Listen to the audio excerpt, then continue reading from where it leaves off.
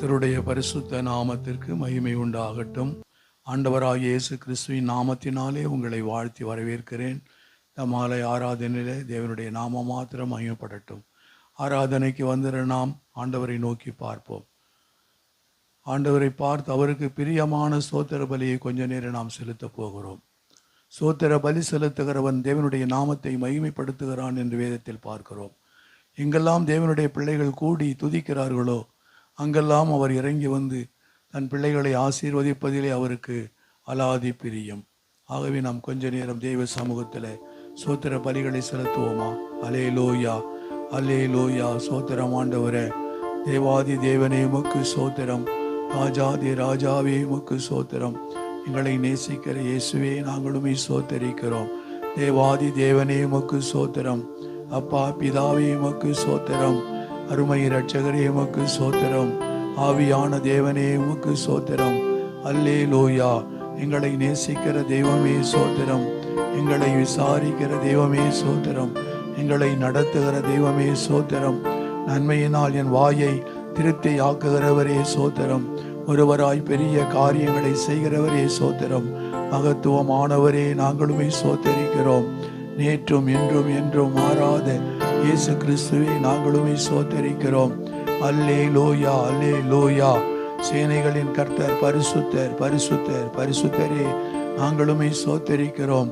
எங்கள் பரிகாரியாய் இயேசு கிறிஸ்துவே நாங்களுமே ஸ்தோத்தரிக்கிறோம். நானே பரிசுத்தரா ஆக்குகிற கர்த்தர் என்று சொன்ன தெய்வமே ஸ்தோத்தரிக்கிறோம்.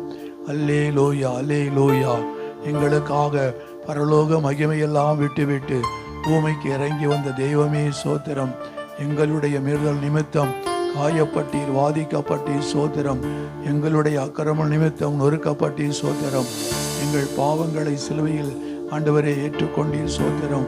எங்களுக்காக அக்கிரமக்காராக எங்களுக்காக ஆண்டவரை சிலுவையில் வேண்டிக் கொண்ட இயேசுவே நாங்களுமே ஸ்தோத்தரிக்கிறோம்.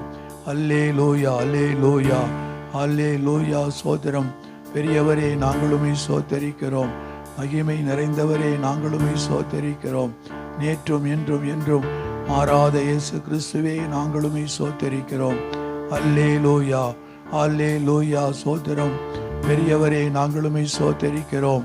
யோனாவிலும் பெரியவரே ஸ்தோத்திரம், சாலமோனிலும் பெரியவரே ஸ்தோத்திரம், தேவாலயத்திலும் பெரியவரே ஸ்தோத்திரம், உலகத்தில் இருப்பவனை காட்டிலும் பெரியவரே நாங்களுமே ஸ்தோத்தரிக்கிறோம். அல்லேலூயா, அல்லேலூயா, அல்லேலூயா. ஸ்தோத்திரம் ஆண்டவரே, அல்லேலூயா. ஸ்தோத்திரம். Glory to Jesus. கர்த்தர் நல்லவர், அவர் கிருபை என்றும் உள்ளது. அல்லேலூயா. பயப்படாதே, நான் உன்னோடு கூட இருக்கிறேன் என்று சொன்ன தெய்வமே நாங்களுமே ஸ்தோத்தரிக்கிறோம். அல்லேலூயா. மரித்தேன் ஆனாலும் சதா காலங்களில் உயிரோடு இருக்கிறேன் என்று சொன்ன இயேசுவே நாங்களுமே ஸ்தோத்தரிக்கிறோம். அல்லேலூயா, அல்லேலூயா, அல்லேலூயா. ஸ்தோத்திரம் ஆண்டவரே, ஜீவனுள்ள தேவனே நாங்களுமே ஸ்தோத்தரிக்கிறோம். ஜீவாதிபதியை நாங்களுமே ஸ்தோத்தரிக்கிறோம். Glory to Jesus. நன்றியோடுமை ஸ்தோத்தரிக்கிற ஆண்டவரே, நன்றியோடுமை ஸ்தோத்தரிக்கிறோம். அப்பா தகப்பனே ஸ்தோத்தரிக்கிறோம்.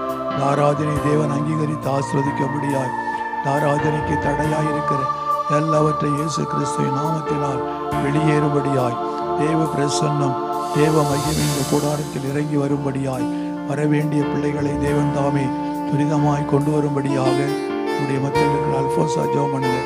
Praise the Lord. Hallelujah, hallelujah, hallelujah. ஸ்தோத்திரம், ஸ்தோத்திரம், ஸ்தோத்திரம் ஆண்டவரே. நன்றியோடு துதிக்கிறோம் கர்த்தாவே. அப்பா ஆண்டவரே, இந்த மாலை வேலை ஆண்டவரே ஆராதனைக்காக உடைய பாதபடியில் வந்திருக்கிறோம் ஆண்டவரே.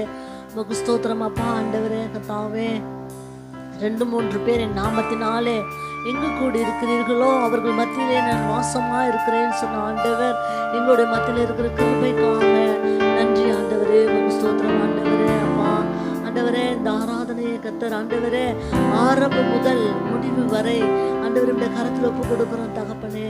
நிறைய ஆசீர்வாதமாய் மாற்றி கொடுக்க முடியாது ஜெபிக்கிற ஆண்டவரே. அப்பா துதிக்கிறோம் கர்த்தாவே. அப்பா தேவனே, பாடல் பாடும் பொழுது ஆண்டவரே அப்பா கர்த்தாவே தேவ மகிமை இறங்க முடியாது ஜெபிக்கிற ஆண்டவரே.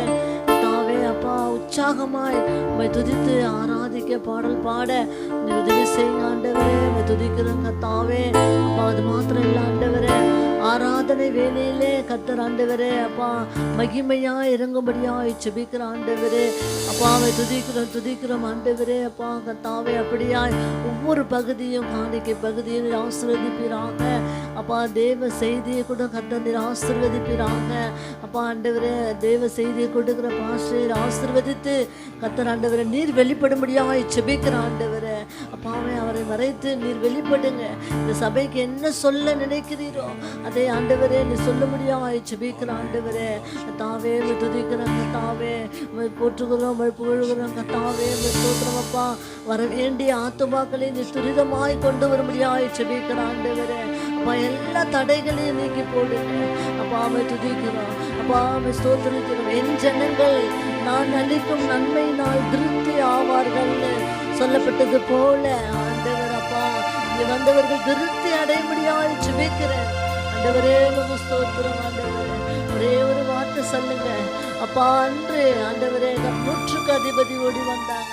ஒரே ஒரு வார்த்தை சொல்லுங்க இந்த சபைக்கு ஆண்டவரே வர வேண்டிய ஆத்மாக்களை கொண்டு வந்து சேருங்க. ஒரு வார்த்தை சொல்லுங்க ஆண்டவரே. இந்த சபையை சுற்றிலுமாய் நீர் கூடாரமாய் மறைத்து ஆண்டவரே நீர் வெளிப்படும்படியாய் செபிக்கிற ஆண்டவரே அப்பா. மகு ஸ்தோத்திரம் ஆண்டவரே. அப்படியா இந்த ஆராதனை முற்றிலுமா கருத்துல ஒப்பு கொடுக்கிறோம் ஆண்டவரே. தேவ வல்லமை கடந்து வரட்டும். தேவ ஆசீர்வாதம் எங்களுக்கு கிடைக்கட்டும் ஆண்டவரே அப்பா. ஒரு விஷயம் மாத்திரம் ஆண்டவரே நீர் இறங்குங்க இந்த சபைக்கு உடைய கருத்துல ஒப்பு கொடுக்கிறோம். ஆசீர்வதியும் அப்பா. உடைய கருத்துல ஒப்பு கொடுக்கிறோம். இயேசுவின் மூலம் செபிக்கிறேன் ஜீவனும் பரிசுத்தம் நல்ல பிதாவே. ஆமென். அல்லேலூயா. கர்த்தருடைய பரிசுத்த நாமம் மகிமைப்படட்டும். நாம செப்பனியா புஸ்தகத்தில் வாசிக்கிறோம். சியோன் குமாரத்தையே கம்பீரித்து பாடு, இஸ்ரவேலரே ஆர்ப்பரியுங்கள், எருசலேம் குமாரத்தையே நீ முழு இருதயத்தோடும் மகிழ்ந்து களிகூறு என்று எழுதப்பட்டிருக்கிறது. ஆண்டவருடைய சமூகத்தில் வந்திருக்கிறோம். ஆண்டவருடைய நாமத்தை மகிமைப்படுத்த ஆண்டவர் நம் நடுவில் வந்து நம்மை ஆசீர்வதிப்பார். ஆண்டவருடைய நாமத்திற்கு மகிமையாக ஒரு சில பாடல்களை பாடி ஆண்டவருடைய நாமத்தை நாம் மகிமைப்படுத்துவோம். Praise the Lord.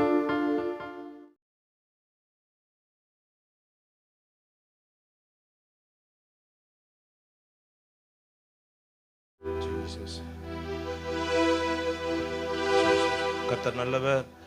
பரிசுத்த ஓய்வு நாளிலும் கர்த்தருடைய சமூகத்தில் வந்திருக்கிற ஒவ்வொருவரையும் வாழ்த்துகிறேன். கடந்த 5 வாரமும் கர்த்தர் கண்ணின் மணி போல பாதுகாத்து இந்த வாரத்திலும் கர்த்தர் நம்மை கூட்டி சேர்த்திருக்கிறார். ஹல்லேலூயா. இந்த மாதம் எல்லாம் கர்த்தர் நமக்கு தந்து இந்த மாதத்திலும் கடைசி வாரத்திலும் நம்மை கூட்டி சேர்த்திருக்கிறார். கர்த்தரை துதித்து பாடுவோம். சில பாடலை பாடி கர்த்தருடைய நாமத்தை உயர்த்துவோம். எழுந்து பெத்தேலுக்கு போ, அதுதானே தகப்பன் வீடு, நன்மைகள் பல செய்த நல்லவர் இயேசுவை. நன்றி பாடல் பாடி துதிப்போம். அவரை நல்ல கரங்களை தட்டி சேர்ந்து பாடுவோம்.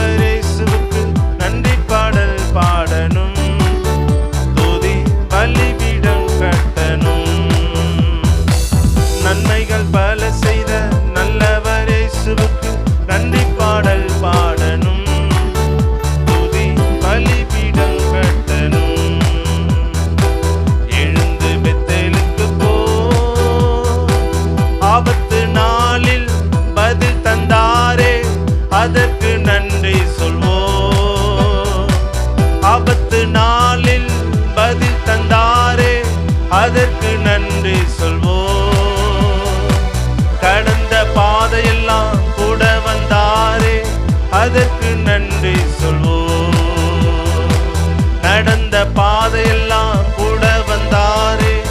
அதற்கு நன்றி சொல்வோம். அப்பா தகப்பனே நன்றி நன்றி.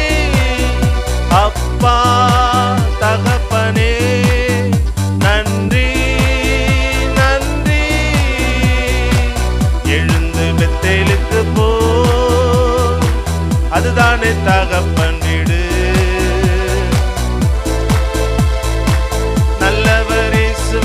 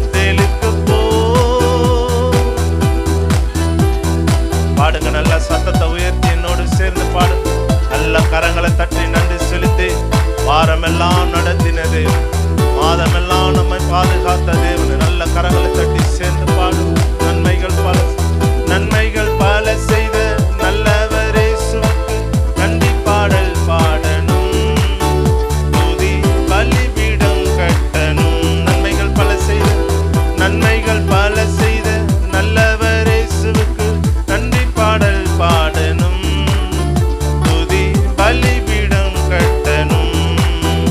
அப்பா தகப்பனே நன்றி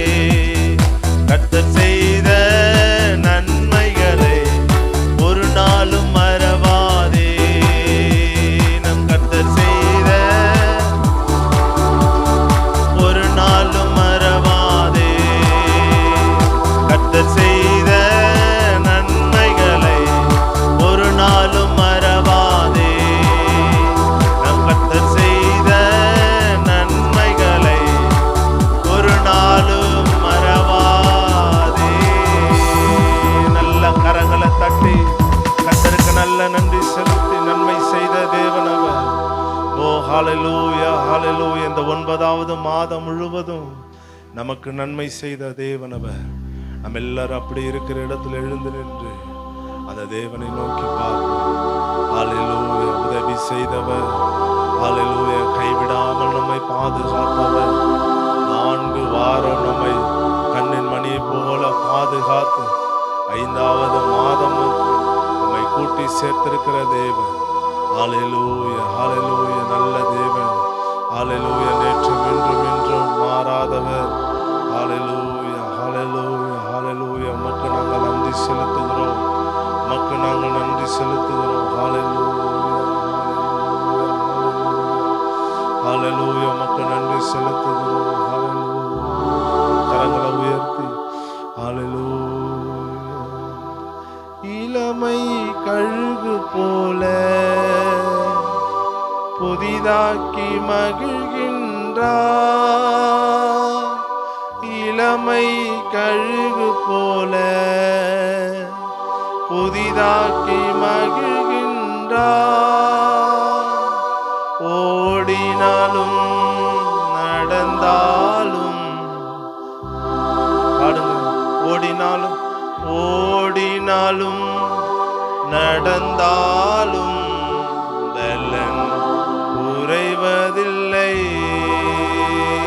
ஓடினாலும் நடந்தாலும் பலன் குறைவதில்லை. கர்த்தர் செய்த நன்மைகளை ஒரு நாளும் மறவாதே.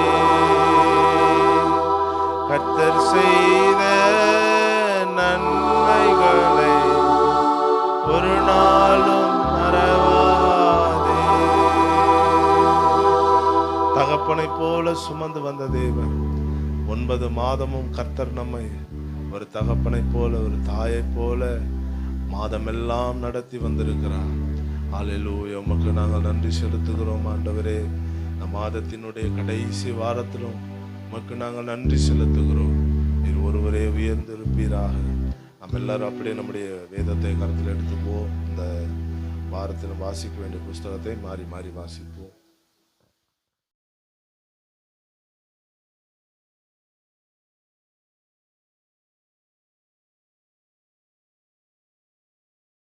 கர்த்தருடைய நாமத்திற்கு மகிமை உண்டாகட்டும். இதில் அநேக ஆலோசனைகள் நமக்கு கொடுக்கப்பட்டிருக்கிறது. மனுஷனுடைய வழியெல்லாம் அவன் பார்வைக்கு சுத்தமானவைகள், கர்த்தரோ ஆவிகளை நிறுத்து பார்க்கிறார். உன் செய்கைகளை கர்த்தருக்கு ஒப்புவி, அப்பொழுது உன் யோசனைகள் உறுதிப்படும். இப்படி பல ஆலோசனைகளை சாலமோன் ஞானி இதில் நமக்கு ஏற்படுத்தி கொடுத்திருக்கிறார். இதில் ஒரு காரியத்தை நாம் கூர்ந்து கவனிக்க வேண்டும். அது என்னவென்றால், தேவனுக்கு பிரியமானது உத்தமம். ஹல்லேலூயா. யோபுவை குறித்து சொல்லும்போது இவன் உத்தமன், சன்மார்க்கன். ஹல்லேலூயா. நம்மை குறித்தும் அப்படி ஒரு சாட்சி தேவன் கொடுக்க வேண்டும். அப்போது சொல்ல பாருங்கள், 32வது வசனத்தில், பலவானை பார்க்கிலும் நீடிய சாந்தமுள்ளவன் உத்தமன். 1. 2வது, பட்டணத்தை பிடிக்கிறவனை பார்க்கிலும் தன் மனதை அடக்கிறவன் உத்தமன். இது 2மே நம்மளால் முடியல. என்னுடைய வாழ்க்கையில் ஆண்டவர் சொன்னார். அதற்காக எவ்வளோ சோதனைகளை என் வாழ்க்கையில் அனுமதித்து கொண்டிருக்கிறார். இந்த நீடிய சாந்தம், நம்ம பொறுமையாக இருக்கணும். எவ்வளோ அடக்கி கிடைக்கி பார்க்குறோம். ஆனாலும் பொல்லாங்க என்ன பண்ணிடுறான், நம்ம வாயை கிளறி விட்டு பேச வச்சிடறான். அந்த இடத்துல தான் நமக்கு நீடிய பொறுமை வேணும் என்பதை தேவன் சொல்கிறார். ஆண்டவரை குறித்து ஏசாயாவில் சொல்லும்போது 53ஆம் அதிகாரத்தில், அவர் தன்னை மயிர் கத்திரிக்கவனுக்கு முன்பாக நிற்கிற ஆட்டுக்குட்டியை போல வாய் திறவாதிருந்தார். அவருக்கு வந்த சோதனைகள், வேதனைகள் எவ்வளவு பாருங்க. நமக்கெல்லாம் அப்படி வரல இன்னும். ஆனால் நம்ம இதுக்கே ரொம்ப அழுது புலம்பிகிட்டு இருக்கிறோம். ஆனால் அவர் வாய் திறக்கவே இல்லையா. அவர் வாயிலேருந்து எந்த வார்த்தையும் வரல. ஆனால் நாம் கடவுளையே தூஷித்தர்றோம். அல்லேலூயா. அதனால் நம் மனதை அடக்க நாம் கற்றுக்கொள்ள வேண்டும். நீடிய பொறுமையோடு நாம் வாழ கற்றுக்கொள்ள வேண்டும். இது 2ம் கர்த்தருடைய பார்வையில் அருமையானது. அல்லேலூயா. இதை தான் இன்றைக்கு நமக்கு ஆண்டவர் கற்றுக் கொடுக்கிறார். நீ நீடிய பொறுமை உள்ளவராய். அந்த நீடிய பொறுமை என்ன செய்யும் தெரியுங்களா? பெரிய சண்டையை கூட அமர்த்திடும். ஹல்லேலூயா. பெரிய கோபத்தை அடக்கும். அதனால தான் அதை கொண்டு வந்து எங்கே வச்சிருக்கிறார் ஆண்டவர்? நீடிய பொறுமையை எங்கே வச்சிருக்கார்? ஆவியின் கனியில் வைத்திருக்கிறார். அன்பு, சந்தோஷம், சமாதானம், நீடிய பொறுமை, தயவு, நற்குணம், விசுவாசம், சாந்தம், இச்சை அடக்கம். அப்போது இது அன்பு இருக்கிறவங்களுக்கு தான், அன்பில் பூரணப்படுறவங்க தான் பொறுமையாக இருக்க கற்றுக்குவாங்க. எல்லாருக்கும் அந்த பொறுமை இருக்காது. அதுதான் இங்கே ஆண்டவர் ரொம்ப இன்சிஸ்ட் பண்ணி சொல்கிறார், வலியுறுத்தி சொல்கிறார், நீ நீடிய பொறுமை உள்ள மகனாய் இருக்க வேண்டும். எல்லாவற்றையும் சகிக்கணும். எப்போ நம்ம சகிக்க முடியும்? அவருடைய பாதையில் நடக்கும் பொழுது தான். இயேசுவின் சாயல் அதுதான். நீங்கள் இயேசுவின் பிள்ளை இருந்தால் உங்களுடைய அந்த நீடிய பொறுமையை பார்த்தே இவங்க கிறிஸ்தவங்க, இவங்க அனாவசியமாக யார்ட்டையும் என்ன பண்ண மாட்டாங்க, தகராறு பண்ண மாட்டாங்க, சண்டை போட மாட்டாங்க, என்ன செய்தாலும் அதை நன்மையாய் சகித்து கொள்வார்கள். ஹல்லேலூயா. நம்ம சகிப்புத்தன்மை வெளிப்படும் நீடிய பொறுமை இருக்கும் பொழுது. அது மாத்திரமல்ல, இரண்டாவது சொல்கிறார், பட்டணத்தை பிடிக்கிறவன் பார்க்கலாம் தன் மனதை அடக்கிறவன். இந்த மனதை தான் அடக்க இன்னும் மனுஷன் கண்டுபிடிக்கல. எப்படி அடக்க முடியும் மனசை? எப்படி அடக்குவீங்க மனசை? பரிபூர்ணமாய் ஆவியான கையில் ஒப்பு கொடுத்துருங்க.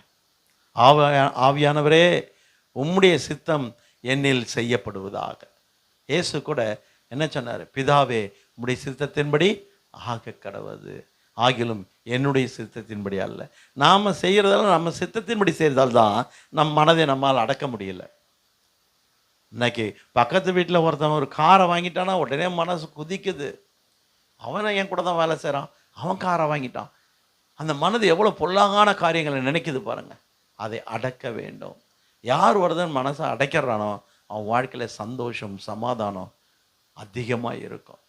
மனதை அடக்க தான் நமக்கு தெரியலை இன்னும். அதை நாம் கற்றுக்கொள்ள வேண்டும். அப்பொழுது நீ தேவனுக்கு முன்பாக உத்தமனாய் இருப்பாய். ஹல்லேலூயா. இந்த வேலையில் ஆண்டவர் அதை தான் நமக்கு சொல்லிக் கொடுக்குறார். இதில் நிறைய காரியங்கள் இருக்கிறது. இந்த ஒரு காரியத்தை நாம் நினைப்போம், இன்றையிலிருந்து ஆண்டவற்றை நான் என்னை ஒப்பு கொடுத்து நீடிய பொறுமையுள்ளவனாய், என் மனதை அடக்கிறவனாய் நான் வாழ்வேன் என்று ஒப்பு கொடுப்போம். கர்த்தர் நம்மை ஆசீர்வதிப்பார். நம்ம எல்லாரும் வேதத்தை கீழே வச்சுட்டு கொஞ்ச நேரம் கர்த்தரை முழு இருதயத்தோடு ஆராதிப்போம். கரங்களை உயர்த்தி கண்களை மூடி கர்த்தர் செய்த நன்மையை நினைத்து பார்ப்போம். மாதமெல்லாம் கர்த்தர் நம்மை ஆச்சரியமாய் அற்புதமாய் நடத்தின தேவன். ஹல்லேலூயா. நம் வாழ்வில் அற்புதம் செய்கிற ஒரே தேவன். ஹல்லேலூயா. இதுவரைக்கும் நம்மை கைவிடாமல் பாதுகாத்து வந்த தேவன். ஹல்லேலூயா. ஹல்லேலூயா. உமக்கு நாங்கள் நன்றி செலுத்துகிறோம் ஆண்டவரே, உமக்கு நாங்கள் நன்றி செலுத்துகிறோம். கரங்களை உயர்த்தி இயேசப்பா, இந்த மாதமெல்லாம் நீர் என்னை பாதுகாத்து என்னை நடத்தினீர், என்னோடு கூட இருந்து உமக்கு நாங்கள் நன்றி செலுத்துகிறோம். மனதார உமக்கு நாங்கள் நன்றி செலுத்துகிறோம். நீர் ஒருவர் மாத்திரமே எங்களுக்கு போதுமானவர், சூழ்நிலை காட்டிலும் போதுமானவர். ஹல்லேலூயா. உம்மை நாங்கள் நோக்கி பார்க்கிறோம். உமக்கு நாங்கள் நன்றி செலுத்துகிறோம். முழு இருதயத்தோடு உமக்கு நாங்கள் நன்றி செலுத்துகிறோம். ஹல்லேலூயா. ஹல்லேலூயா. உம்மை நாங்கள் ஆராதிக்கிறோம் ஆண்டவரே. ஹல்லேலூயா. இந்த பரிசுத்த ஓய்வு நாளிலும் உம்மை நாங்கள் ஆராதிக்கிறோம். ஹல்லேலூயா. கரங்களை உயர்த்தி என்னோடு சேர்ந்த பாடலை பாடி கர்த்தரை ஆராதிப்போம்.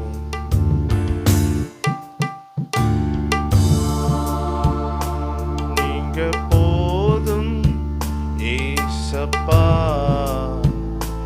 உங்க சமூகம் எனக்கப்பா. நீங்க போதும் ஏசப்பா, உங்க சமூகம் எனக்கப்பா.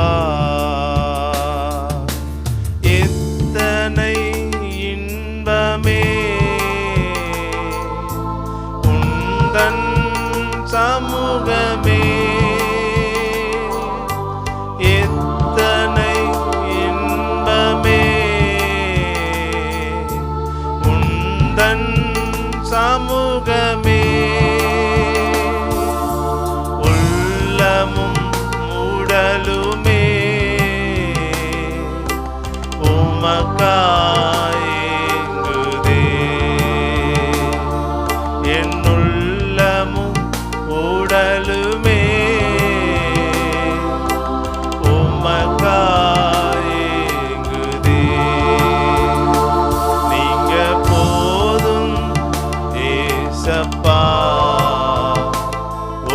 சமூகம் எனக்கப்பா, நீங்க போதும் ஏசப்பா. எனக்கப்பா தேனிலும் தேனிலும் இனிமையே, தேவிட்டாத அமுதமே, தேனிலும் இனிமையே,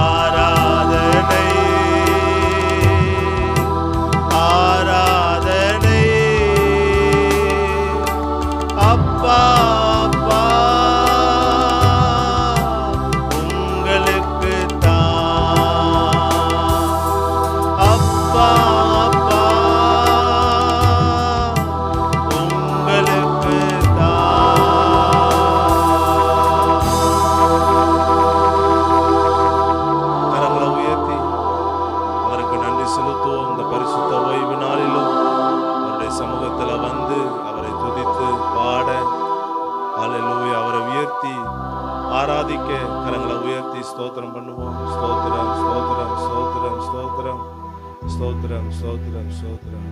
ஹல்லேலூயா ஹல்லேலூயா. ஆண்டவரே, இந்த வாரத்திலும் இந்த மாதத்திலும் கடைசி வாரத்திலும் வந்து உம்மை துதித்து பாட உம்மை ஆராதிக்க நீ தந்த நல்ல கிருபைக்காக உமக்கு நாங்கள் நன்றி செலுத்துகிறோம். நீ ஒருவரே உயர்த்தப்படத்தக்கவர். ஹல்லேலூயா. கரங்களை உயர்த்தி காணிக்கைக்காக ஜெபிப்போம். வாரமெல்லாம் கொடுக்க உதவி செய்த தேவன் இந்த மாதத்தினுடைய கடைசி வாரத்திலும் கொடுக்க உதவி செய்த தேவனுக்கு நன்றி செலுத்தி, ஆண்டவரே, இந்த மாதமெல்லாம் நீர் என்னை நடத்தினீர், போதுமானவராய் இருந்தீர், என் குடும்பத்தை நடத்தினீர், எல்லா தேவைகளையும் சந்தித்தீர். ஹல்லேலூயா. குறைவுகள் எல்லாம் நிறைவாய் மாற்றி இந்த மாதத்திலும் நீர் எங்களை நடத்தினதற்காக உமக்கு நன்றி செலுத்துகிறோம். இந்த வாரத்திலும் இந்த கடைசி வாரத்திலும் உமக்கு கொடுக்கிற ஒவ்வொரு கரங்களையும் ஆசீர்வதியும். எண்ணங்கள் ஏக்கங்கள் எல்லாவற்றையும் நிறைவேற்றும். இயேசுவின் நாமத்தினால் ஜெபிக்கிறேன் ஜீவனுள்ள நல்ல பிதாவே. பாடலை பாடும் பொழுது கர்த்தருக்கு கற்றுக் கொடுப்போம்.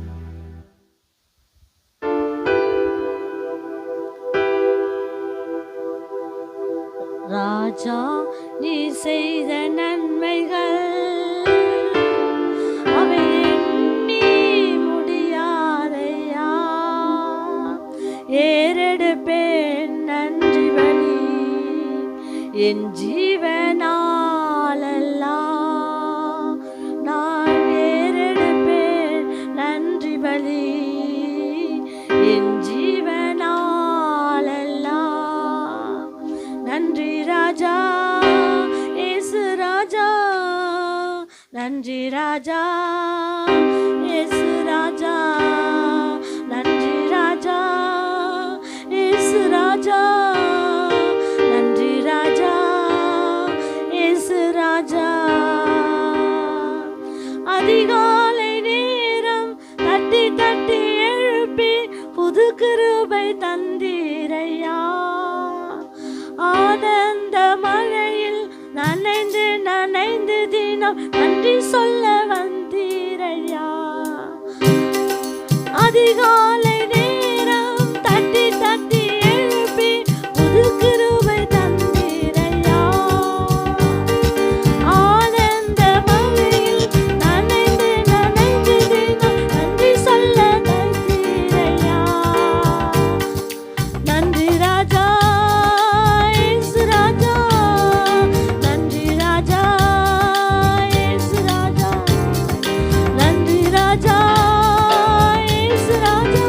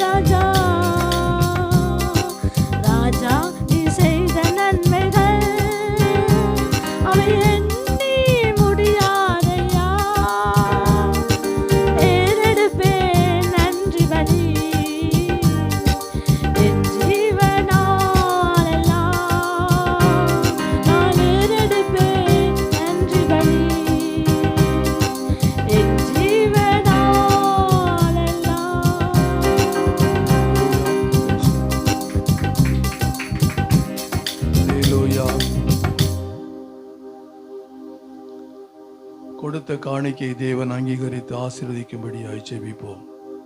எங்களை அதிகமாய் நேசிக்கின்ற எங்கள் பரிசுத்தமுள்ள பரலோக பிதாவே, கர்த்தராகிய இயேசு கிறிஸ்துவே, உமக்கு கோடான கோடி ஸ்தோத்திரம்ப்பா. தகப்பனே, இந்த வாரத்தின் முதல் நாளில் என்னுடைய சமூகத்தில் வந்து பாடி துதிக்க ஆராதிக்க எங்களுக்கு கொடுத்த நல்ல கிருபைகளுக்காக ஸ்தோத்திரம். கொடுங்கள், அப்பொழுது உங்களுக்கு கொடுக்கப்படும் என்ற வேத வார்த்தைக்கு கீழ்ப்படிந்து விசனமாயும் அல்ல கட்டாயமாயும் அல்ல, அவனவன் செய்த தீர்மானத்தின்படியே கொடுக்க கடவன். உற்சாகமாய் கொடுக்கிற இடத்தில் தேவன் பிரியமாய் இருக்கிறார் என்ற வேத வசனத்தின்படி ஆண்டவரே, உம்முடைய ஊழியத்திற்கு இந்த உற்சாகமாக கொடுத்த ஒவ்வொரு பிள்ளைகளையும் தேவனாகிய கர்த்தர் ஆசீர்வதித்து பாதுகாத்து வழிநடத்தும்படியாக நாங்கள் ஜெபிக்கிறோம். அப்பா, கொடுக்க முடியவில்லை என்று வருத்தத்தோடு இருக்கிற பிள்ளைகளையும் தேவனாகிய கர்த்தர் ஆசீர்வதிப்பீராக. தகப்பனே, நீர் பேசுகிற தெய்வம். இந்த நாளில் உம்முடைய வார்த்தையை கேட்க வாஞ்சையோடு வந்திருக்கிறோம். அப்பா, பேசுகிற ஊழியக்காரரை மறைத்து நீர் வெளிப்படும். உம்முடைய நாமம் மாத்திரம் மகிமைப்படட்டும். எல்லா துதியும் கனமும் மகிமையும் உம் ஒருவருக்கே செலுத்துகிறோம். இயேசு கிறிஸ்துவின் நாமத்தில் ஜெபிக்கிறோம் எங்கள் ஜீவனுள்ள நல்ல பிதாவே, ஆமென். அல்லேலூயா. நாம் எல்லாரும் கடைசி காலத்திலே வந்திருக்கிறோம் என்பதை நாம மறந்து போகக்கூடாது. ஆண்டவராக இயேசு கிறிஸ்து சீக்கிரமாய் வரப்போகிறார். ஆகவே நாம் ஆயத்தப்பட வேண்டும். ஆண்டவரை சந்திப்பதற்கு நாம் ஆயத்தப்பட வேண்டும். அதுதான் ரொம்ப முக்கியம். நாம மட்டும் ஆயத்தப்பட்டால் போதாது, மற்றவர்களை நாம் ஆயத்தப்படுத்த வேண்டும். ஆகவே ஒரு சில காரியங்களை மனதில் வைத்து ஜெபியுங்கள். அது ரொம்ப நல்லது, ஆசீர்வாதமானது. கடந்த நாட்களில் நம்ம பார்த்தோம், நேற்றைய தினத்தில் இந்த தேர்தல் பாப்புரைக்கு அதுக்காக விஜய் என்ன செஞ்சார், அந்த கரூர் பட்டணத்திற்கு, அந்த மாநிலத்திற்கு போயிருக்கிறார். அங்கே ஏராளமான கூட்டத்திலே அது 40 பேர் மரித்து போனார்கள். இன்னும் 50க்கு மேற்பட்டவர்கள் காயமடைந்து மருத்துவமனையில் இருக்கிறார்கள். இப்படிப்பட்ட ஒரு அவல நிலை நம்முடைய தேசத்தில் காணப்படுகிறது. ஆகவே அதற்காக நாம் ஜெபிக்க வேண்டும். அது மாத்திரமல்ல, நம்முடைய இந்தியா தேசத்தில் 6 மாநிலங்களிலே மத மாற்று சட்டம் ரொம்ப கடுமையாக இருக்கிறது. இந்த சட்டத்தின்படி ஏராளமான பேர் சிறைச்சாலையிலே இருக்கிறார்கள். சாதாரணமாக ஒரு ஹஸ்பண்ட் ஒய்ஃபு கூட பைபிள் வச்சிருந்த நிமித்தம் அவர்களை கைது செய்து சிறையிலே அடைத்து 1 வருஷத்துக்கு மேல் ஜாமீனே கிடைக்கல. இப்படிப்பட்ட காரியங்கள் இந்தியா தேசத்திலே இன்னும் நடந்து கொண்டுதான் இருக்கிறது. வட மாநிலங்களுக்காக நாம் ஜெபிக்க வேண்டும். ஏனென்றால் எத்தனை ஊழியக்காரர்கள் இன்னும் சிறைச்சாலையில் இருக்கிறார்கள், ஜாமீனே கிடைக்கல. ஆகவே இப்பொழுது அதை குறித்து உச்ச நீதிமன்றத்திலே கேஸ் போட்டிருக்கிறார்கள். அது என்ன கேட்டிருக்கிறாங்க, அப்படி அது ஒரு நல்ல தீர்ப்பு வரும் என்று நாம் காத்திருப்போம். அது மாத்திரமல்ல, நாம் ஜெபிப்பதற்கு ரொம்ப ஜெபிக்க மறக்கவே கூடாது. இப்படிப்பட்ட காரியங்களுக்காக நாம் அதிகமாக என்ன செய்ய வேண்டும், ஜெபிக்க வேண்டும். அது மாத்திரமல்ல, வேதத்தில் நாம் வாசிக்கிறோம், கண்ணீரோடு விதைக்கிறவர்கள் கம்பீரத்தோடு அறுப்பார்கள். ஆகாரின் கண்ணீர் அருமையான நீரூற்றை தந்தது. அன்னாளின் கண்ணீர் அழகான ஆண் குழந்தையை தந்தது. ஏசையாவின் கண்ணீர் தகப்பனின் ஆசீர்வாதத்தை தந்தது. எசேக்கியாவின் கண்ணீர் ஆயுசு நாட்களை கூட்டி தந்தது. தாவீதின் கண்ணீர் சிறைப்பட்டு போன தன் குடும்பத்தை மீட்டு தந்தது. நாயின் ஒரு விதவையின் கண்ணீர் மரித்து போன தன் மகனை மீட்டு கொடுத்தது. பாவியான ஸ்திரீயின் கண்ணீர் அவளுக்கு பாவமன்னிப்பை பெற்று தந்தது. மரியாளின் கண்ணீர் உயிர்த்தெழுந்த இயேசுவை முதலில் தரிசிக்க செய்தது. ஆகவே நாம கண்ணீரோடு ஜெபித்தால் நிச்சயமாக நம்முடைய ஜெபத்தை தேவன் கேட்பார் என்பதிலே சந்தேகமில்லை. அது மாத்திரமல்ல, தேவகி சிஸ்டருடைய அம்மா உடல் நலம் குன்றியிருக்கிறார்கள். ஏதோ சரீரத்தில் பிரச்சனை இருக்கிறது. ஆனால் அவர்களுக்காக நாம் ஜெபித்து கொண்டு வருகிறோம். இந்த நாளிலும் அவர்களுக்காக நாம் ஜெபிப்போம். தேவன் நிச்சயமாக சுகத்தை விரும்புகிற தேவன். நம்ம வியாதியோடு இருக்கிறது அவருக்கு பிரியமில்லாத காரியம். ஆகவே அந்த காரியங்களுக்கெல்லாம் நாம் மனதில் வைத்து கொஞ்ச நேரம் கண்களை மூடி கர்த்தரை கண்முன் நிறுத்தி ஜெபிப்போம். ஸ்தோத்திரம் ஆண்டவரே, எங்களை அதிகமாய் நேசிக்கிற எங்கள் அன்பு தெய்வமே, கர்த்தராகிய இயேசு கிறிஸ்துவே, உமக்கு கோடான கோடி ஸ்தோத்திர ஆண்டவரே. சகோதரி ஆண்டவரே, ஸ்தோத்தரிக்கிறோம். தேவி சகோதரியுடைய அம்மாவுக்காக நாங்கள் ஜெபிக்கிற ஆண்டவரே, உடைய காயப்பட்ட கரம் ஆண்டவரே அவர்களை தொடும்படியாக நாங்கள் ஜெபிக்கிறோம். உடைய வசனத்தை அனுப்பி அவர்களை குணமாக்குவீராக. சரீரத்தில் காணப்படுகிற பலவீனங்கள் மறையட்டும் அப்பா. தகப்படி நல்ல சுகத்தையும் பலத்தையும் தந்து ஆண்டவரே ஸ்தோத்தரிக்கிறோம். உமக்கு சாட்சியாய் நிற்கத்தக்க கிருபையை தரும்படியாக நாங்கள் ஜெபிக்கிறோம். தகப்பனி, நேற்றைய தினத்திலே ஆண்டவரே விஜயனுடைய அந்த தேர்தல் பரப்புரையிலே கூடியிருந்த மக்கள் மத்தியிலே நெருக்கம் ஏற்பட்டு கிட்டத்தட்ட 40 பேர் மரித்து போனார்கள். 50க்கும் மேற்பட்ட மக்கள் காயப்பட்டு ஆஸ்பத்திரியிலே மருத்துவமனையிலே சிகிச்சை பெற்று கொண்டிருக்கிறார்கள். கர்த்தாவே சோத்தரிக்கிறோம். அந்த ஆண்டவரே இறந்த குடும்பங்களின் ஆறுதலை தருவீராக. காயப்பட்டவர்களை ஆண்டவரே தொட்டவர்களை சுகமாக்குவீராக. தகப்பனே, வட மாநிலங்களிலே ஆண்டவரே இன்னும் சிறைச்சாலையில் இருக்கிற போதகர்களுக்காக நாங்கள் செபிக்கிறோம். ஆண்டவரே, அவர்களை எல்லாம் வெளியே கொண்டு வர ஜாமீன் கிடைக்க கர்த்தர் உதவி செய்யும்படியாக நாங்கள் செபிக்கிறோம். இந்தியா தேசத்திலே 6 மாநிலங்களிலே கடுமையான மத சட்டத்தை போட்டு ஆண்டவரே கிறிஸ்தவர்களை ஒடுக்குகிறார்களே. ஆண்டவரே சோத்தரிக்கிற நீங்கள் மனம் இறங்குங்கப்பா. உச்ச நீதிமன்றத்தில் ஏற்பட்டிருக்கிற வழக்கு கிறிஸ்தவர்களுக்கு சாதகமாக வர உதவி செய்யும்படியாய் நாங்கள் செபிக்கிற ஆண்டவரே. இந்த நாளிலும் யாரெல்லாம் பலவீனத்தோடு வந்திருக்கிறார்களோ நாங்கள் அறியோம் ஆண்டவரே. நீ பலத்தை தருகிற தேவன். அப்படியே ஆண்டவரே நீ பலத்தை கொடுத்து ஆண்டவரே அவர்களை நிலைநிறுத்தும்படியாக நாங்கள் செபிக்கிறோம். தகப்பனே, உம்முடைய வார்த்தையை கேட்க நாங்கள் ஆயத்தமாக இருக்கிறோம். பேசுகிற ஊழியக்காரரை மறைத்து நீர் வெளிப்படும். உம்முடைய நாமம் மகிமைப்படட்டும். எல்லா துதியும் கனமும் மகிமையும் உமக்கே செலுத்துகிறோம். இயேசு கிறிஸ்துவின் நாமத்தில் செபிக்கிறோம் எங்கள் ஜீவனுள்ள நல்ல பிதாவே, ஆமென். அப்பொழுது நம்முடைய மத்தியில் இருக்கிற தெரியும் நமக்கு அறிமுகமானவர், நம்மோடு கூட இருக்கிறவர். ஆகவே அவர்தான் இன்றைக்கு ஆண்டவருடைய வார்த்தையை நம் மத்தியிலே சொல்லுவார். நம்ம வாரம் ஒரு மாதத்தில் 4வது ஞாயிற்றுக்கிழமையிலே நம்மோடு கூட வந்து நமக்கு ஒரு நல்ல செய்தியை கொடுத்து கொண்டிருப்ப பாஸ்டர் சவுந்தரராஜை நாம் கைத்தட்டி அவரை வரவேற்போம்.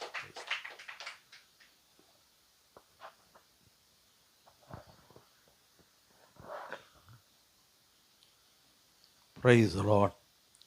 கர்த்தருடைய நாமத்திற்கு மகிமை உண்டாகட்டும். ஹல்லேலூயா, ஹல்லேலூயா. இந்த நாளிலும் கூட கர்த்தர் உங்களோடு பேசும்படியாக எனக்கு கொடுத்த வார்த்தை கலாத்தியருக்கு பவுலடியான் எழுதின ஒரு நிருபம். கலாத்து சபைக்கு பவுலடியான் எழுதின நிருபத்தில் 5ஆம் அதிகாரம் 6ஆம் அதிகாரம் 7-8 வசனங்களை நாம் வாசிக்க கேட்கலாம். கலாத்தியர் 6ஆம் அதிகாரம் 7-8 வசனங்கள். மோசம் போகாதிருங்கள், தேவன் நம்மை பரியாசம் பண்ண ஒட்டார். மனுஷன் எதை விதைக்கிறானோ அதையே அறுப்பான்.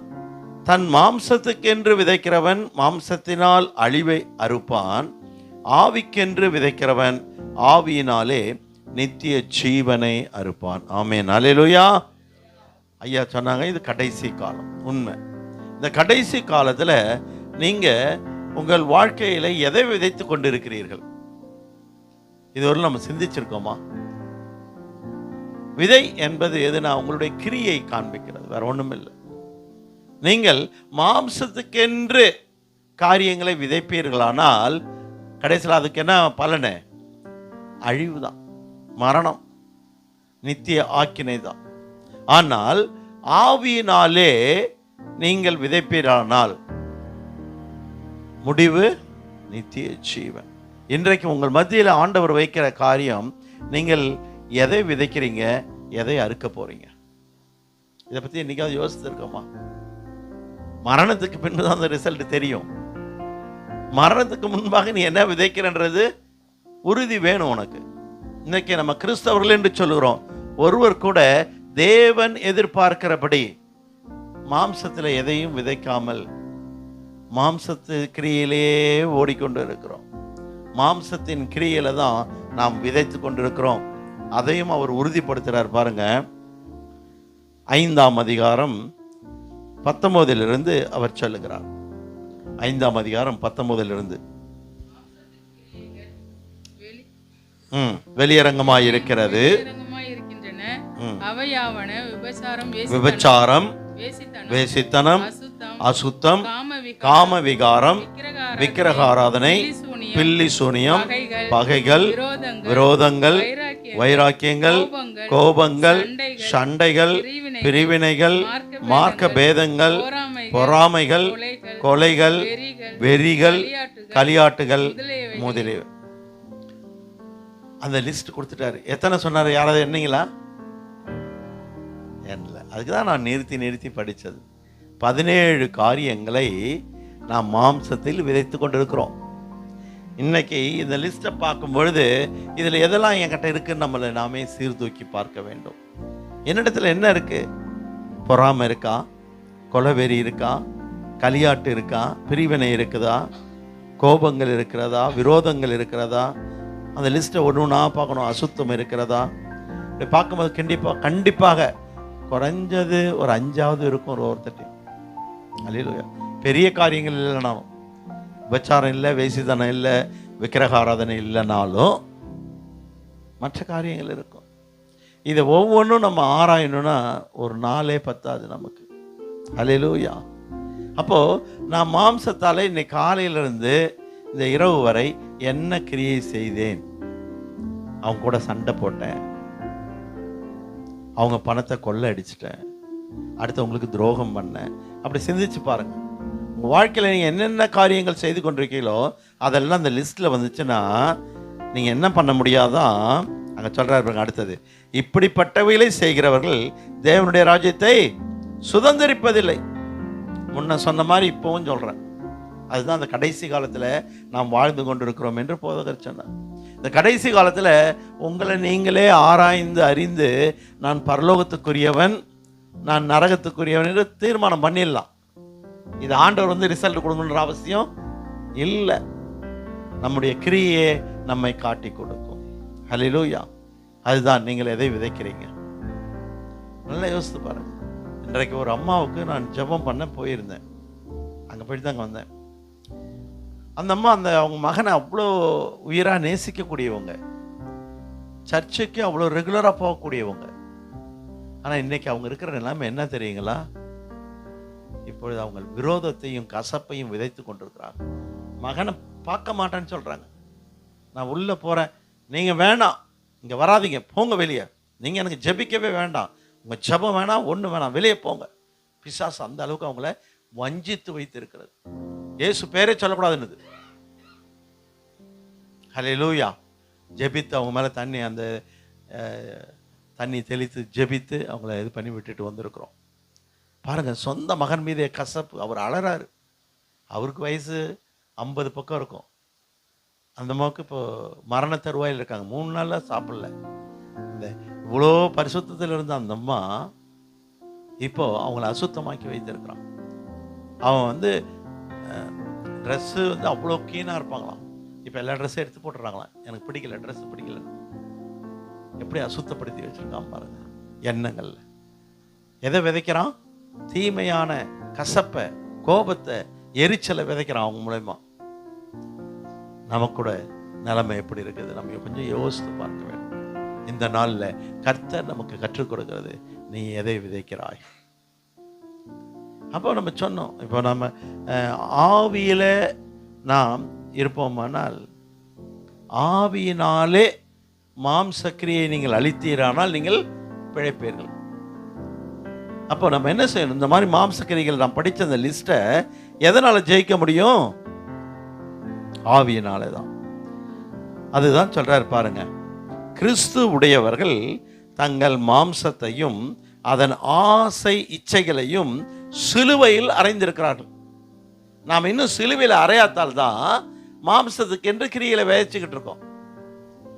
என்னைக்கு நம்மை சிலுவையில் அறைய ஒப்பு கொடுக்கிறோமோ, நம் ஆசை இச்சைகளை சிலுவையில் அறைய ஒப்பு கொடுத்த பிறகுதான் உங்களுக்குள்ள இருந்து ஆவியில விதைக்க ஆரம்பிப்பீர்கள்.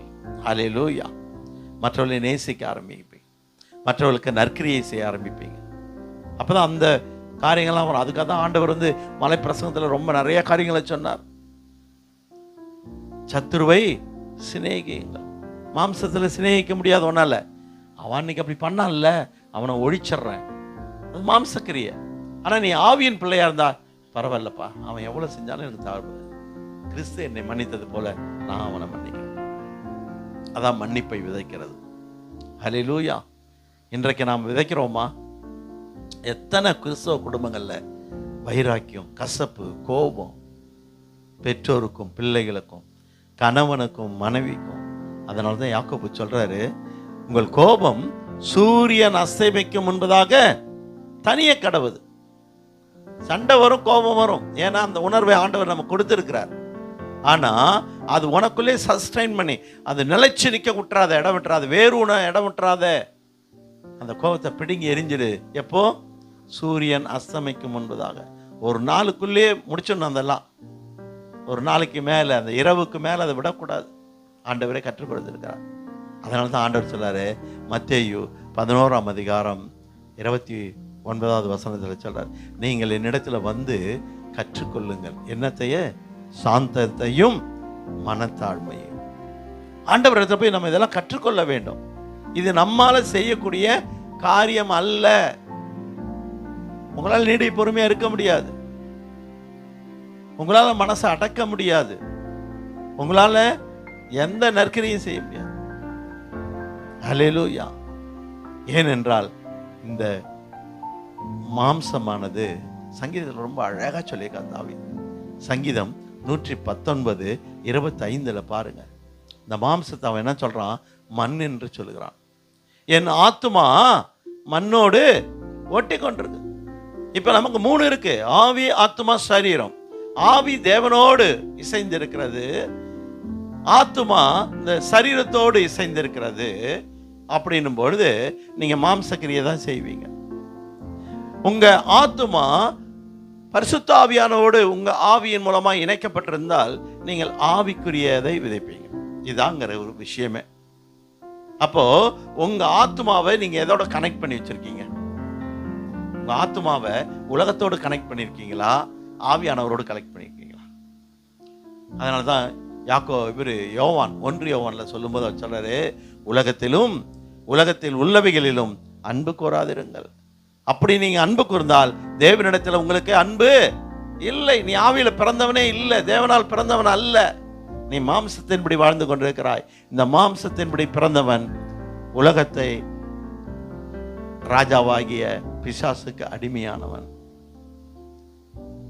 நாம் கர்த்தருடைய பிள்ளைகள் பொய் சொல்லலாமா? பொய்யை விதைக்கிறோம் நிறைய காரியத்தில் நம்ம பொய் சொல்றோம். அப்போ நீ மாம்சத்தினால கிரியை செய்யற. நீ கடவுளுடைய பிள்ளையா இருந்தால் என்ன சொல்லணும்? உள்ளதை உள்ளதென்றும் இல்லதை இல்லாதென்றும் சொல்லணும். இதெல்லாம் கொஞ்சம் சீர்தூக்கி பார்க்கணும். இன்றைக்கு என் வாழ்க்கையில நான் ஆவிக்குரியவனாய் வாழ்ந்து கொண்டிருக்கிறேன்னா, மாம்சத்துக்குரியவனாய் உலகத்துக்கு என்று வாழ்ந்து கொண்டிருக்கிறேன். அப்ப இந்த உலக ஆசை இச்சைகளை நீங்கள் முதல்ல சிலுவையில அறைய கற்றுக்கொள்ள வேண்டும். அந்த இடத்துல அவர் சொல்றார் பாருங்க, பவுலடியான் 6:17 பாருங்க. இனிமேல் ஒருவனும் எனக்கு மன வருத்தம் உண்டாக்காமல் இருப்பானாக, கர்த்தராகிய இயேசுவினுடைய அச்சு அடையாளங்களை நான் என் சரீரத்தில் தரித்து கொண்டிருக்கிறேன். என்னைக்கு நீங்க இயேசுவினுடைய சுவாபங்களை, அவருடைய அடையாளங்களை நீங்கள் தரித்துக் கொள்கிறீர்களோ, இயேசுவின் அடையாளம் என்ன?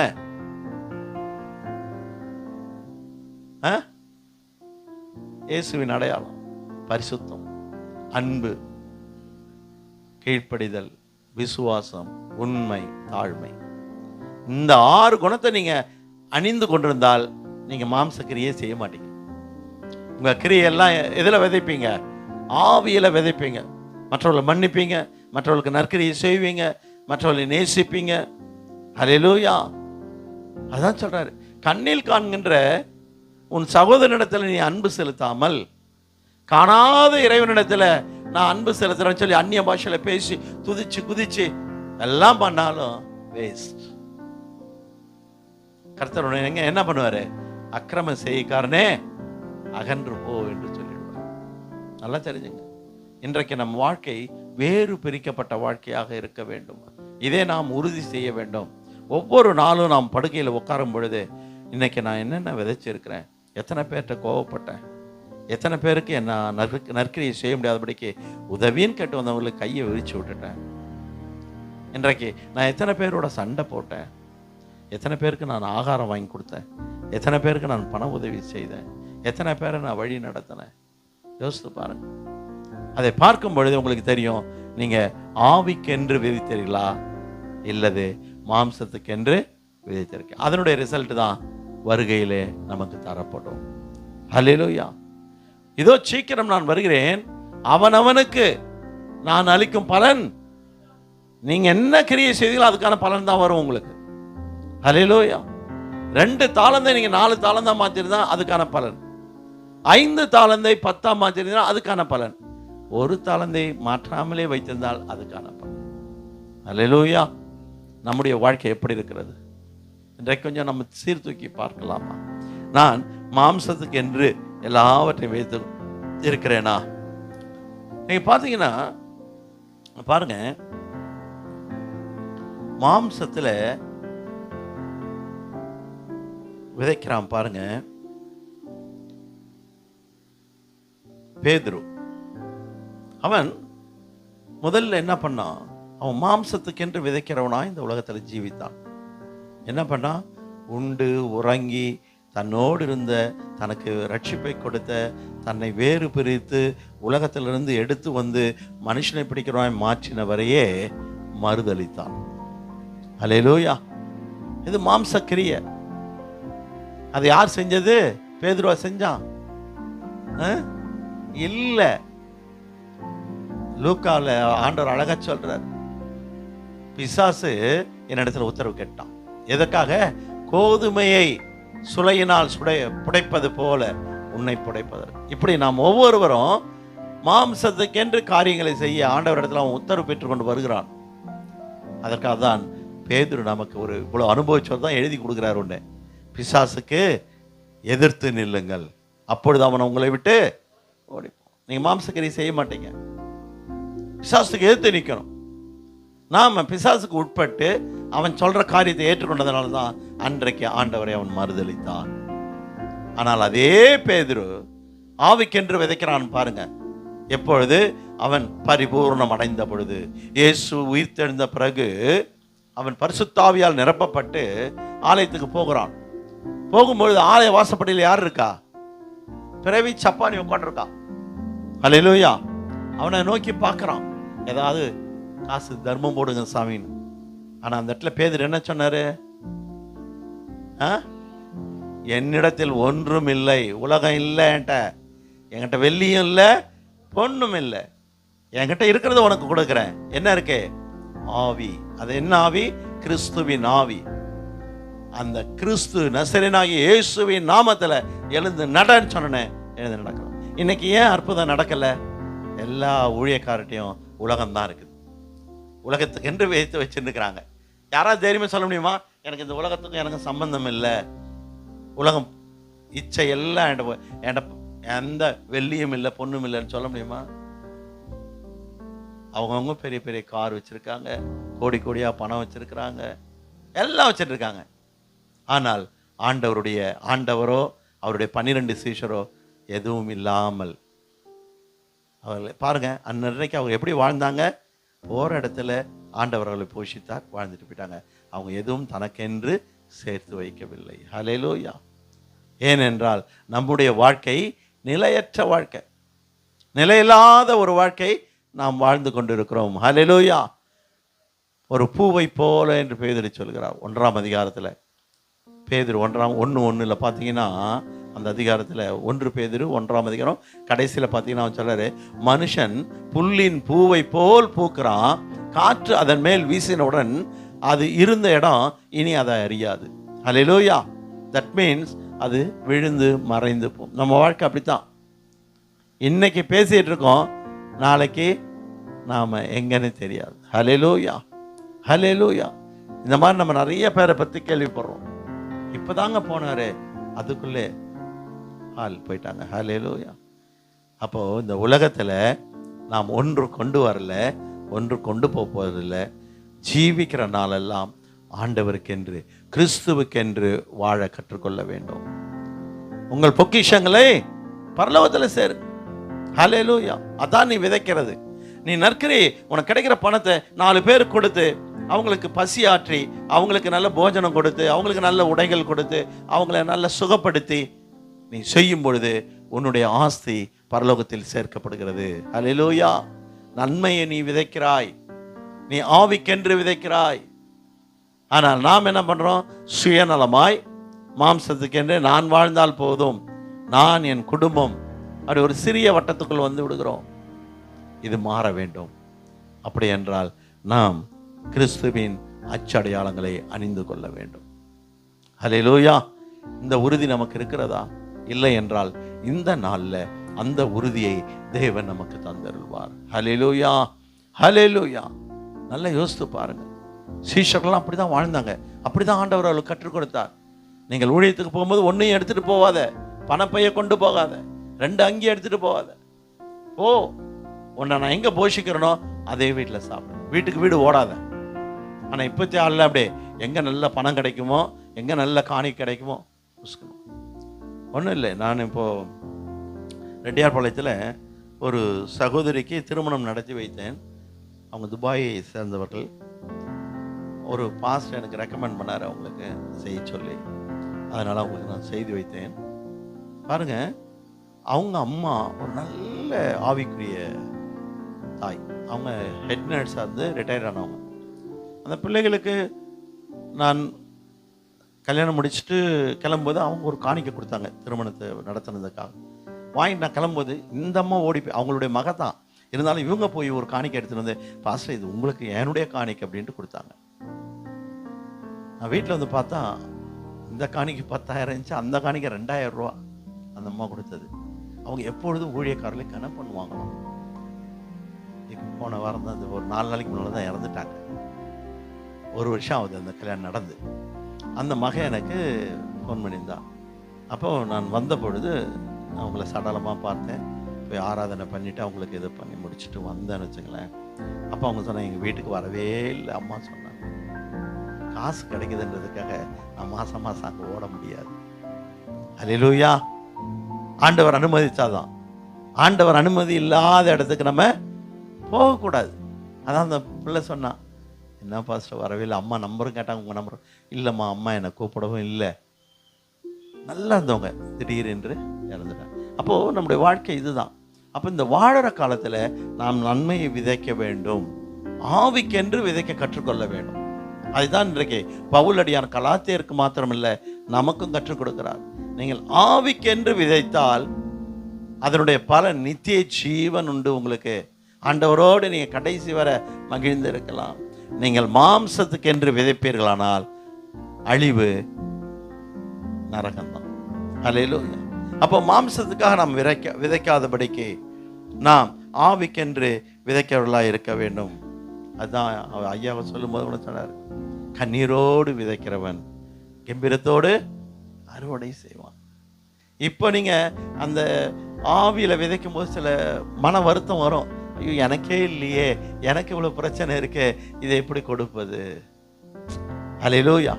ஆனால் கொடுத்து பாருங்க, ஒரு கம்பீரமான அறுவடை உங்களுக்கு உண்டு.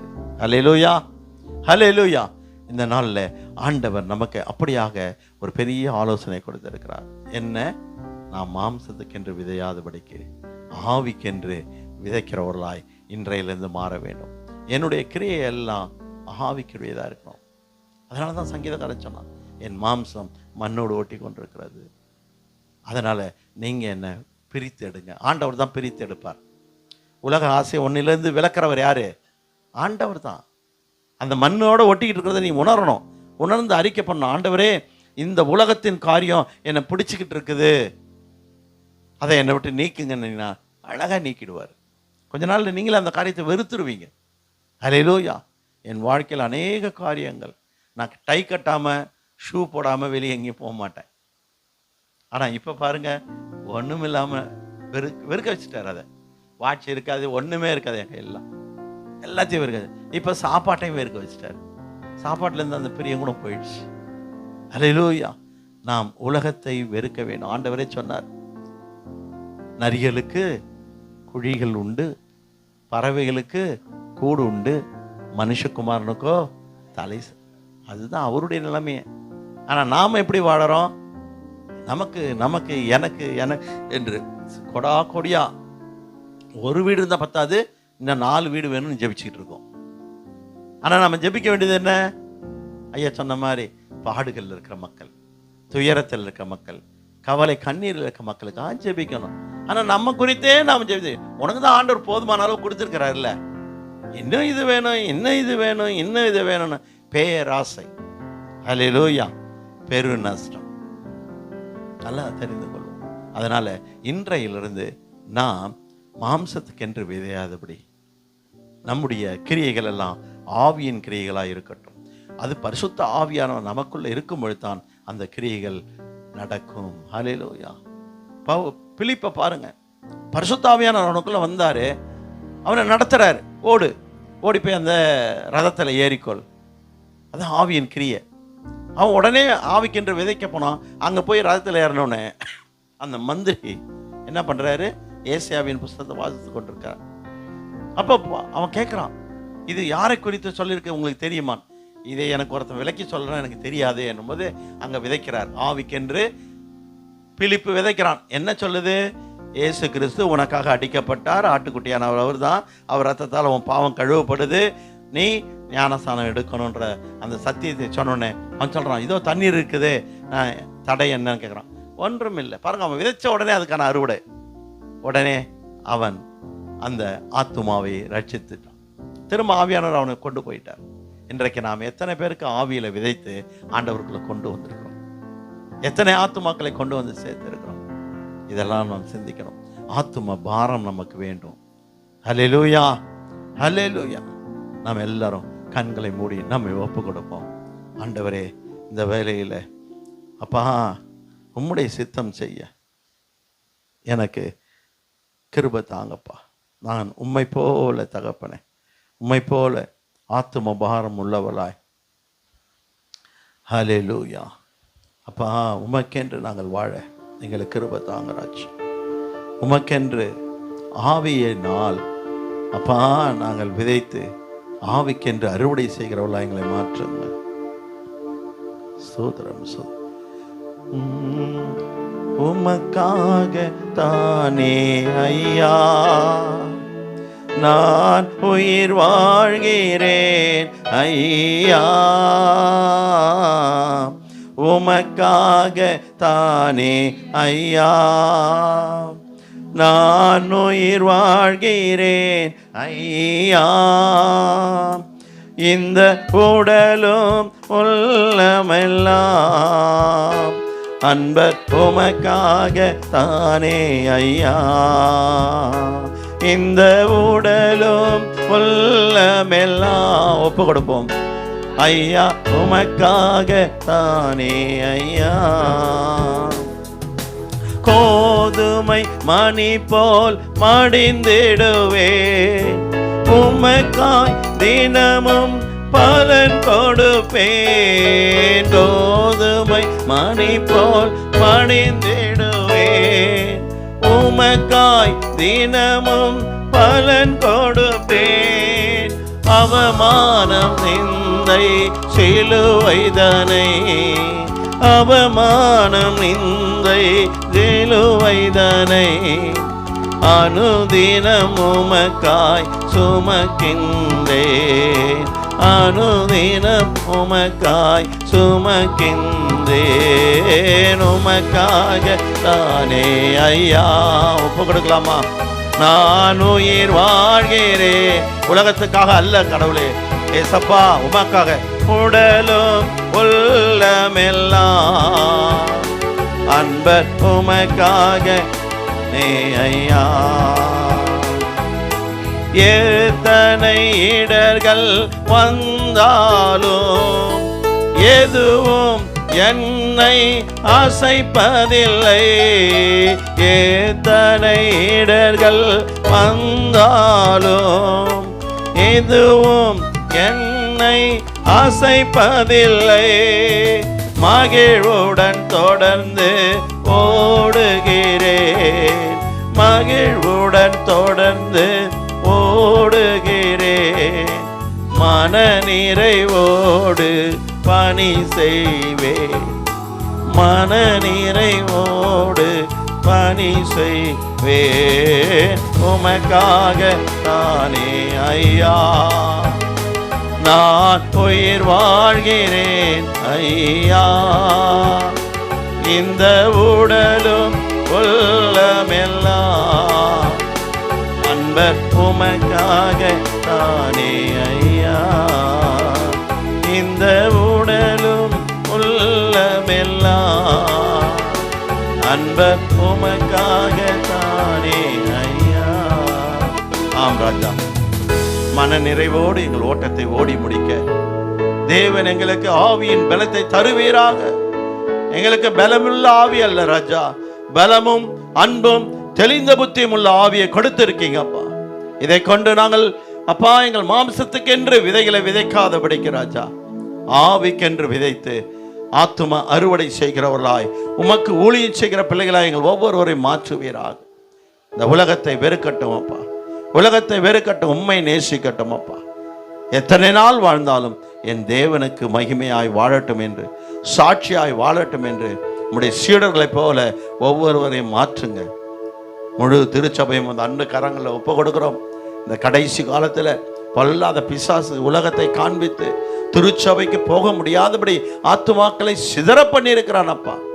உணர்வில்லாமல் வாழ்ந்து கொண்டிருக்கிறாங்க தகப்பனே. ஹல்லேலூயா. வந்த பிள்ளைகள் பாக்கியம் பெற்றவர்கள் அப்பா. இவர்கள் உணர்வடையட்டும், உம்மை பற்றி பிடித்து கொள்ளட்டும், நித்திய ஜீவனை அடையட்டும் அப்பா. உம்முடைய கரங்களில் இவர் ஒவ்வொருவரையும் தாழ்த்தி படைக்கிறோம். போதகரை ஆசீர்வதியும், அவர் குடும்பத்தாரை ஆசீர்வதியும், மனைவி பிள்ளைகள் பேர பிள்ளைகள் மருமக்கள் அனைவரையும் ஆசீர்வதி. திருச்சபை மக்களை ஆசீர்வதியும். உம்முடைய அன்பினால இவர்களை நான் வாழ்த்தி ஆசீர்வதிக்கிறேன். இவர்கள் வாழ்ந்து சுகித்து இருக்கட்டும். இதோ இந்த மாதத்தின் கடைசி நாட்களில் வந்திருக்கிறோம் அப்பா. இன்னும் 2 நாட்களில் நாங்கள் புதிய மாதத்துக்குள் காணப்போகிறோம்.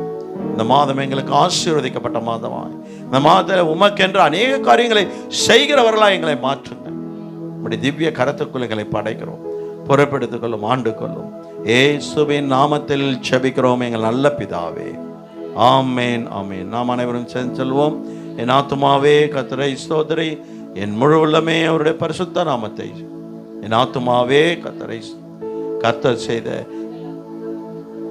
ஆமேன், ஆமேன். நம்முடைய பிதாவாகிய தேவனுடைய அன்பும் குமாரனாகிய இயேசு கிறிஸ்துவினுடைய கிருபையும் பரிசுத்த ஆவியானவருடைய அந்யோன்ய ஐக்கியமும் வழி நடத்துதலும் நம் அனைவரோடும் உலகத்தில் உள்ள சகல பரிசுத்தவான்களோடும் இன்றும் என்றும் சதா காலங்களும் நிலைத்திருப்பதாக. ஆமேன், ஆமேன். ஹல்லேலூயா, ஹல்லேலூயா, ஹல்லேலூயா. கர்த்தர் உங்களை ஆசீர்வதிப்பார். ஆமென்.